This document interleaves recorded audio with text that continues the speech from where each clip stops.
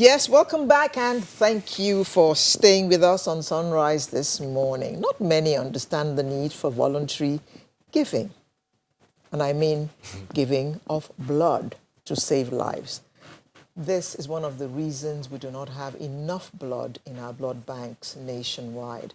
So to shed more light on this act with us, we have a doctor in Lagos, an NGO founder in Abuja, as well as a voluntary blood donor. The voluntary blood donor is Micheal Mzega, and he has donated blood, wait for it, 59 times. Sorry about that. 59 times. Okay. And with him is Angela Ochubai, who is a CEO, Jealous Development Initiative, which launched an artificial intelligence called J Blood Match. And J Blood Match connects blood donors to recipients using their blood type and location. Welcome, Angela Ochubai. Good morning. Thank you. Thank you very much.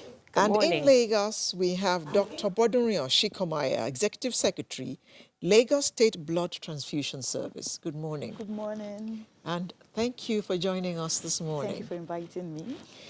You talk about giving as if it's something that one can give as a Christmas gift. You can actually do that as a Christmas gift. Yes. You don't have to give just gifts like items or finances or foodstuffs. If you don't have any of those, you can give what you have already. Which is your blood. You can give your blood to save a life. You don't need to know the person, but you can give your blood. Okay. How does one have to be to donate blood? That hasn't come out right, has it? Yes, No, it hasn't come out right. But I'm sure you understand what I do understand what you're saying, and I'm sure every other person do all understand. She's laughing so much. No, because you just have to be in a particular state, physically and elsewise, that's clinically, for you to be able to donate blood. So one of Okay. the first things we have to be sure of is your age. Are you Okay. of that eligible age?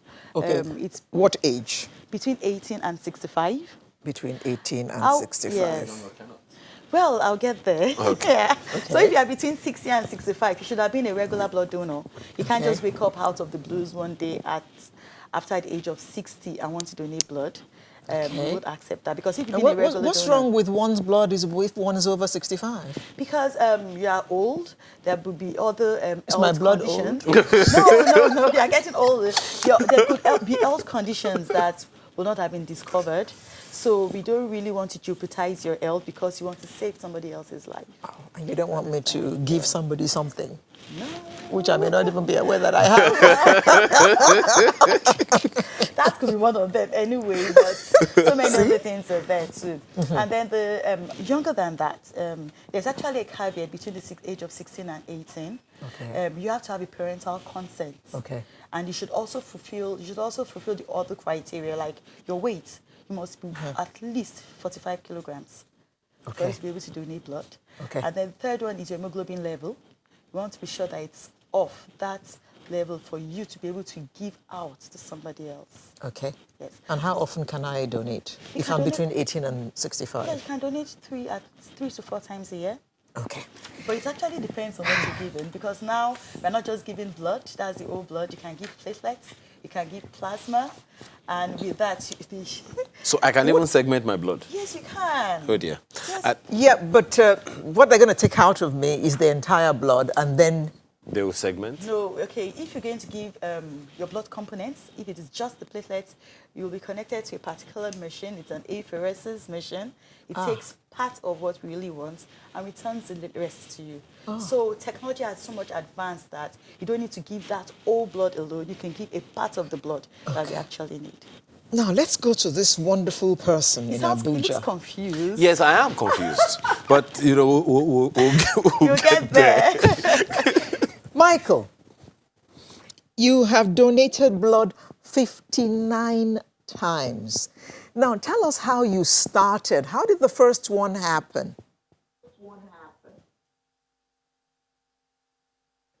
Yes, Thank you very much. You know, growing up in a family where my immediate elder brother was a sickler, anytime his crisis starts, we will need a unit of blood to keep him going.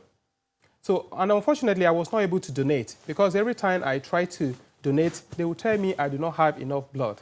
So in 2006 in Abuja, I got the opportunity to donate blood. So I was going with so much apprehension, thinking that I might not be allowed to donate. And eventually I donated. So since after then, I've never looked back. I continue, donating on a regular basis till date. What made you want to donate blood? That's Just for saving lives of people. I remember when my elder brother, that the day he died, he was transfused with about 7 pints of blood. And all came from different people that we do not even know. So when I got the opportunity, I decided that let me use the opportunity to pay back to other people that might be in need of blood transfusion, like my brother used to be. And that was what kept me. And even though the thought of paying back the good that was done to my family would not have sustained, if not because I joined Club 25, Nigeria. Club 25 is, then was a club that brought all young men together that were donating blood, and then they were being trained by Save Blood for Africa Foundation and National Blood Transfusion Service to live a healthy lifestyle to sustain their blood donation activities. So that was what kept me. So I eventually became the North Central Club 25 president in Jos, and then was recruiting people. So a lot of people were looking up to me. So I could not afford to lag behind. I could not afford to engage in any risky behavior that could stop me from donating. So that was basically what kept me. So how often do you donate? Yes, I donate once in 3 months. Okay. Now, this Club 25 you spoke about, Club 25. So what kind, are you on any kind of special diet? What kind of, regime are you on such that can enable you donate every 3 months, every quarter, that is? There is no special diet or special meal that makes one to donate blood regularly. The only thing is you eat well and just live a healthy lifestyle. Because at MBTS, there are instances that they might not allow you to donate blood. For instance, if you engage in sexual activity with multiple partners, you can be deferred from donating blood for a while until they are sure that your blood can be trusted. So apart from abstaining from all such lifestyles, drugs, alcohol, and the rest of them, it makes you qualify all the times. And fortunately for me, since I started donating, there's never been a time that I was told that I cannot donate because I do not have enough. I always have enough to myself and to donate out. So there is no special meal or diet for anyone to consume before donating blood. Okay, now Angela, Jealous Development Initiative. You match donors with recipients. Now tell us, how did that begin?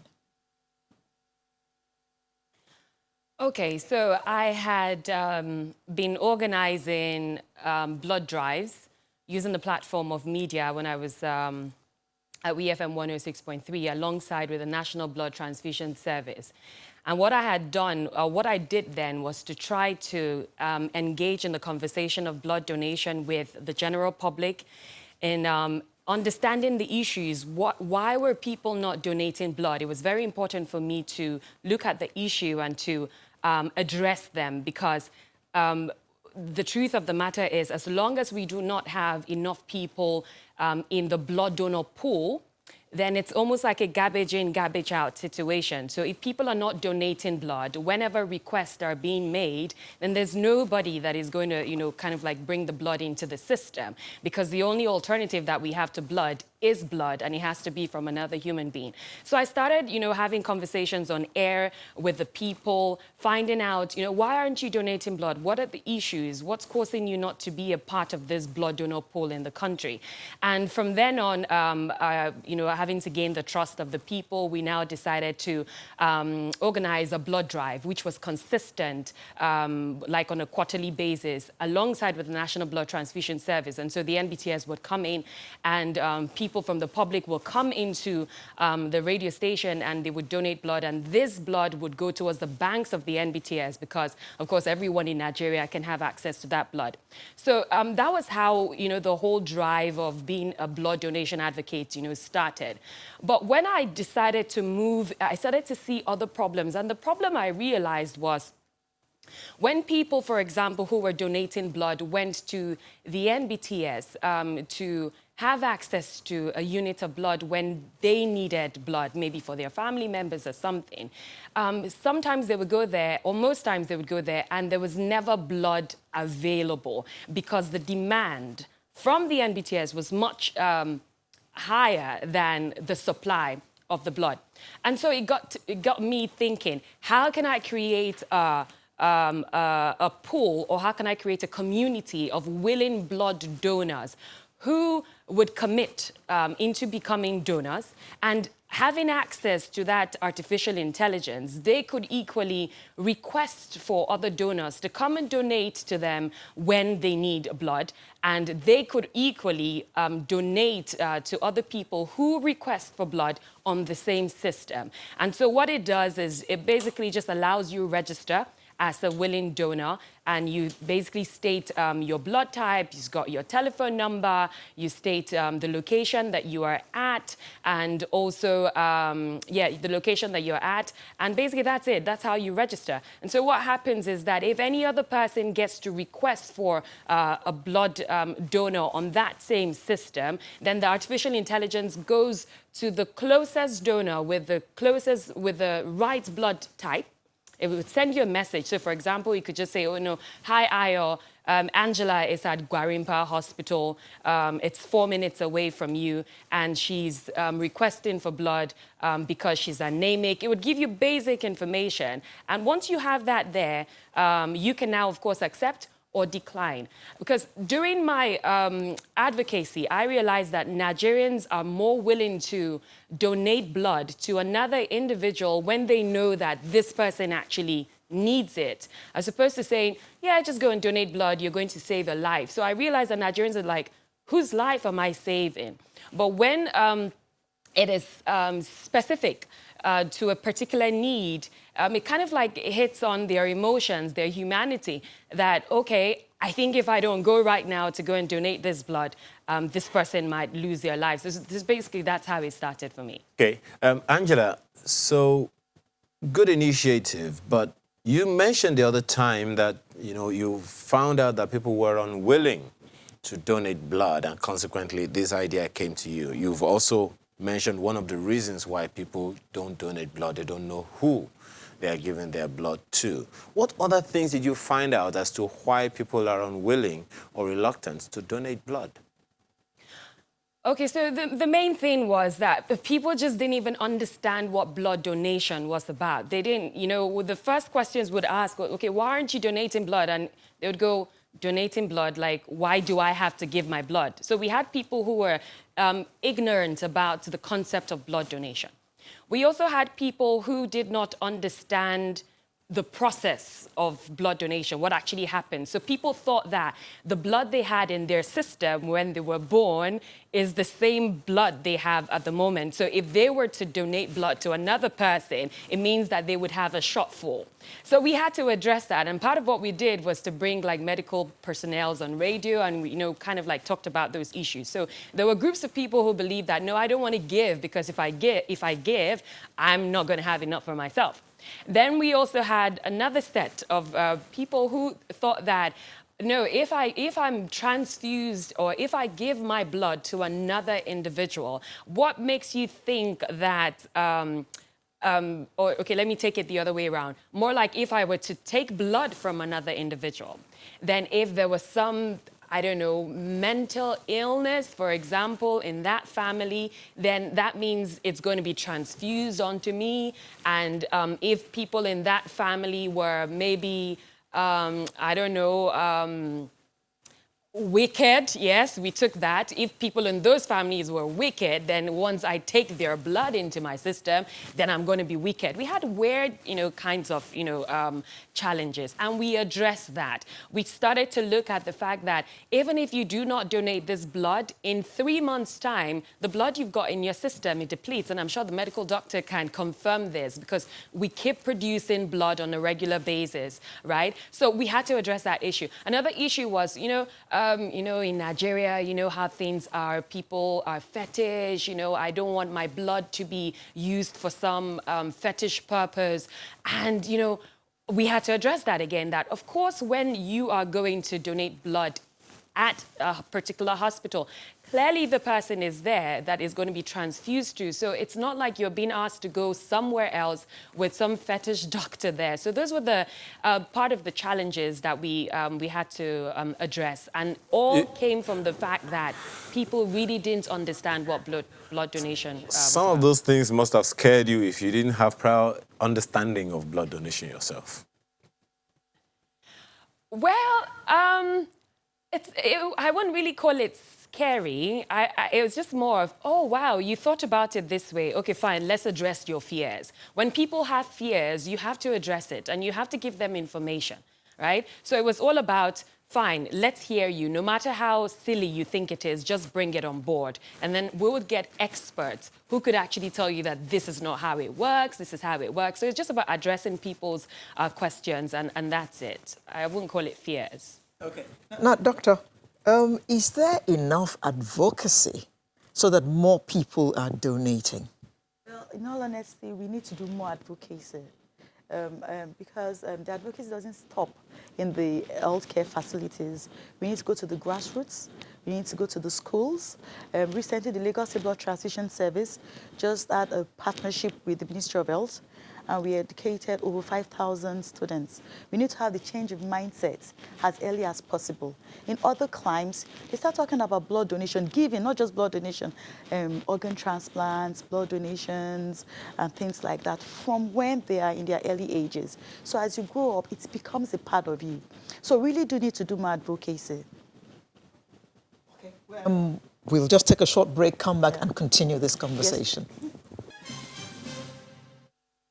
Well, it's December, the month of giving, and we are talking about giving, as you can see. It's the act of giving, right? But this is not one of those things you can put in a hamper bag. No, or you can gift wrap and put a ribbon on it. No, you can't do that. No, you can't. Doctor, is there ever a time when there is too much blood in the human system? Yes. You could have too much blood in the human system. That's what's called polycythemia. Oh, Jesus. Yes. What causes that? Well, it could be genetic, it could be other conditions. It could even be because of where you're staying. People that live in high altitudes actually have more blood. So it could be because anybody has maybe a lung infection or a lung disease, such that there is more production of hormones. So it could be caused by a lot of factors. So does the body complain when it has too much blood? Yes, body does. The person could come down with recurrent headaches, dizziness. It could be hearing funny sounds. And then if you look at it, the arms are usually very pink. The medical term is plethoric. The eyes are like bloodshot.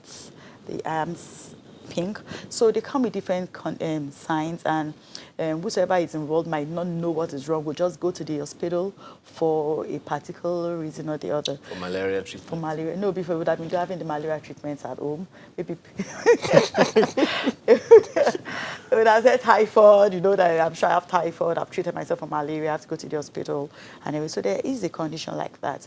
And usually once we get things like that, we send to the dermatologist. and we review, do a lot of investigations to be sure that there's no problem. Usually there is, and then we manage accordingly. Yes. And get the blood back to No. 8 pints, or yes. how many do Well, they say? Well, they are about, there's about 5 liters, that's about 10 liters, 8 to 10 pints of blood in the body. Understand? So what we do, it depends on what the cause is. So will that person know that it's better to donate the blood, or is it a good time for such a person to donate blood? If it's caused by a clinical condition, an ailment, he does not donate the blood for use. So the blood is let out to be discarded. The blood is let out from the person and we discard it. It is not used because it is not safe. Okay. Because donating blood is just the first step of having blood. You need to go through a lot of processes to make sure that the blood is safe. You test the blood, don't you? Test the blood, do a lot of things to be sure that this blood is safe for use. Okay. By another Now, person. do you have any statistics regarding hospitals that actually are donor hospitals, and whether they actually screen the bloods properly before they're used? Yes, I can talk for the Lagos State Blood Transfusion Service. It's my purview. And I can talk for Lagos State itself, because Lagos State is the only state that has a law on provision of safe blood. So every unit of blood in Lagos State, every single unit of blood donated within the borders of Lagos State, as registered under the Lagos State Blood Transfusion Service, is screened by a 4th generation immunoassay. We don't use the rapid test kits because there can be positives, false positives, false negatives. So we use the 4th generation immunoassay. That is the least we could do to check for the safety of that blood. Okay. Now, there's something that Angela mentioned Yes. in Abuja the other time about the fact that sometimes there's a shortfall in the blood bank. Yeah. And so what can be done to shore up that? I mean, you've talked about advocacy and all of that, but and first of all, maybe I should ask this. What's the minimum we should have in the blood bank, and how can we shore that up? The minimum we should have is, let's use the WHO requirements. WHO says that what we need for any state, for any country, is 1 to 2% of the population. So let's calculate it. Let's start from the small numbers. Lagos State right now, the recent extrapolation is about maybe 22 to 26. It's much more. 20 million was about 4 or 5 years ago. And the population of Lagos is increasing every day. So okay, let's just try 20 million. Okay. Because that's what is most documented. What is 1% of 20 million? That's about 200,000 units of blood. And we know that we are much more than that. So for the whole Lagos State, we need at least 200,000 units of blood yearly. And I can assure you that we need much more than that. And we have not been able to donate that amount of blood. What's the average at this moment? Well, I can't say the average. I can't give you basic figures. We're on air, but we haven't really done much. We can do much more than what we're doing now. We can do much more. And that is why the only way to go is to have voluntary donation. Because a voluntary donor comes back regularly. You want more Micheals? Yes, we want thousands of Micheals. Thousands of Micheals. We want thousands of Micheals. You come back regularly because you know you always want to come back to do it. Okay. There is this feeling of well-being that you're doing it to. Unlike somebody that just comes because you want to replace. Okay. I want to give. Now let's go back. Let's go back to Micheal. Micheal, Club 25.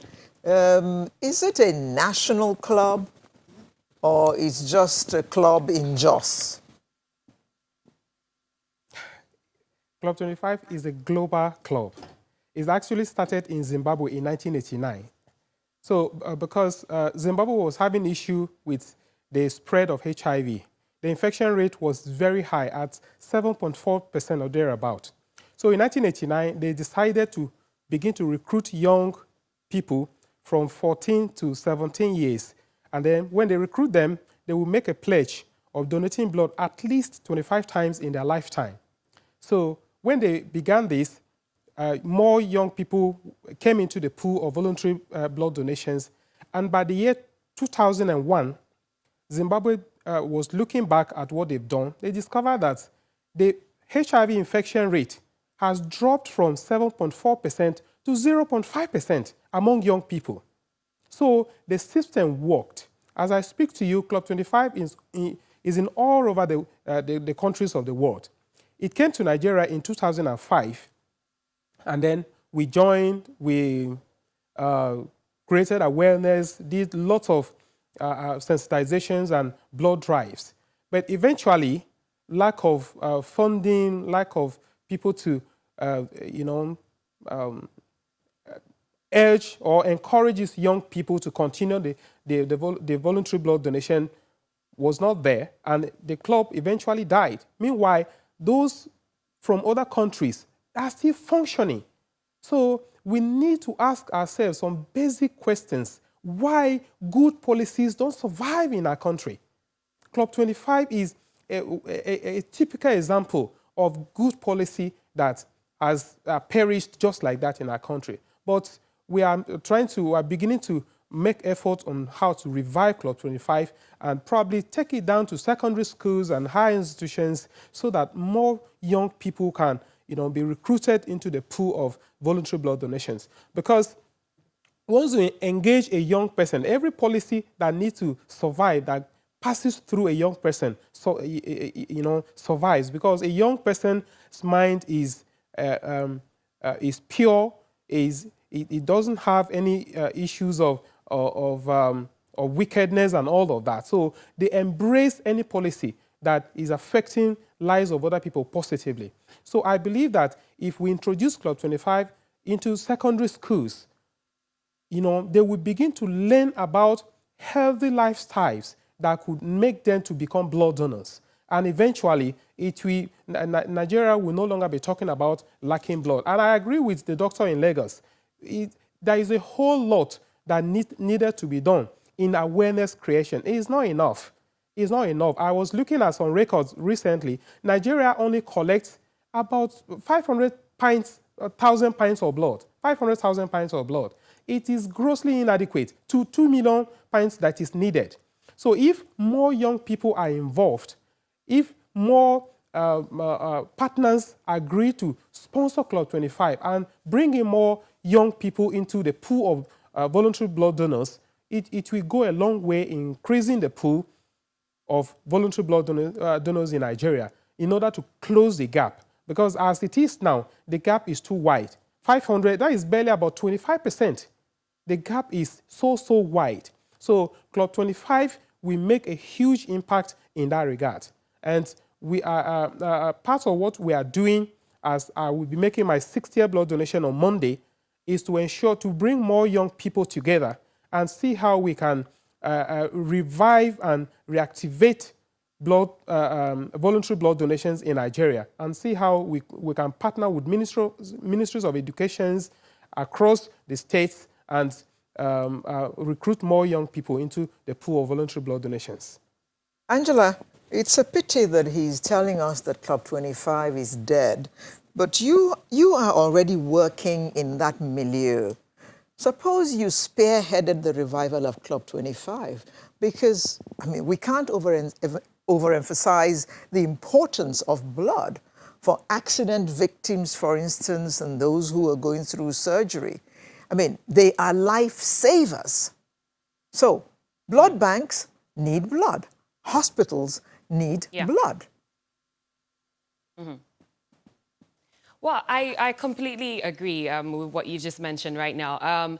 For me, I think that we kind of like need to go even to secondary schools, clubs, just like what he mentioned, getting them as young as possible to understand these issues so that even while they are not able to donate blood, they're kind of like already campaigning for it and telling adults, you guys, you need to stay safe. You need to live healthy lives. You need to do all of these things so that you can keep donating blood, because when we get to the age of 18, then we can also continue in that light. So I think it's a great idea, and let's see how, probably, speaking with Micheal to see how to, I don't know how that's going to work, because for me, we need to get the message out to as many people as possible. And if you just give me this chance to say this, because,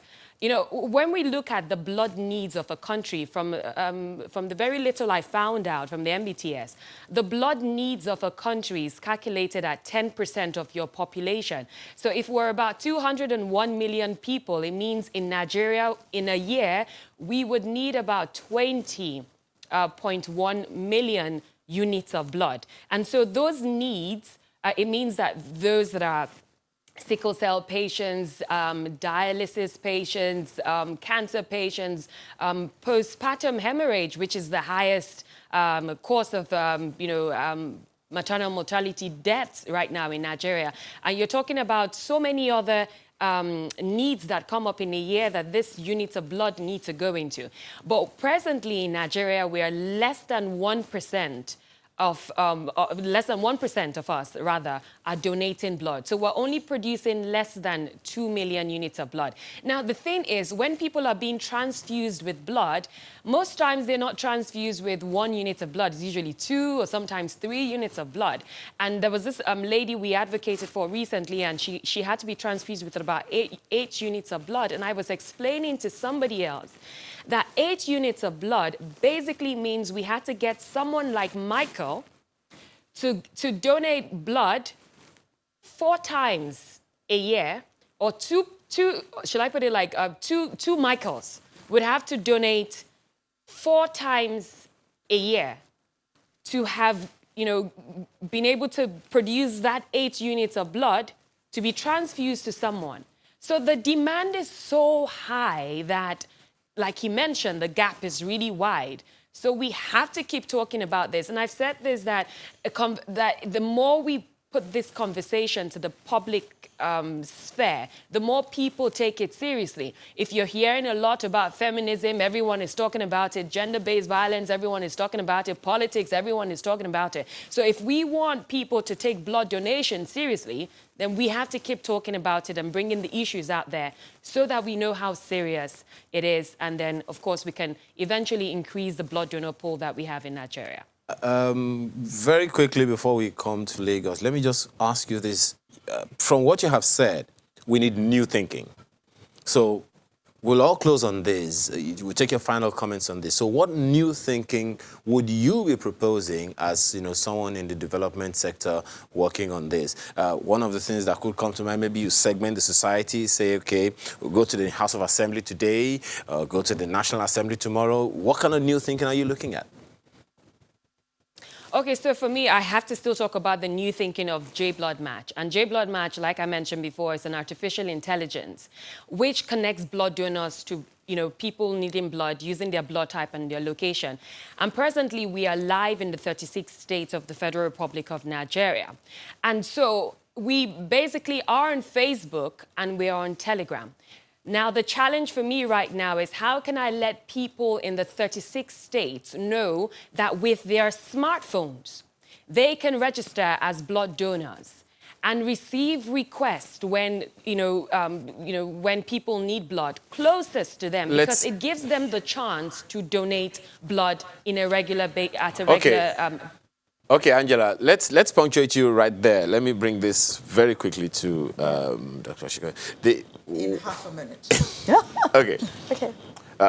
What new thinking would you be proposing? I noticed you wanted to correct something the other time, so just put it all together. Okay, the new thinking that we are working on already is to increase advocacies, because people really do not know why they should donate blood.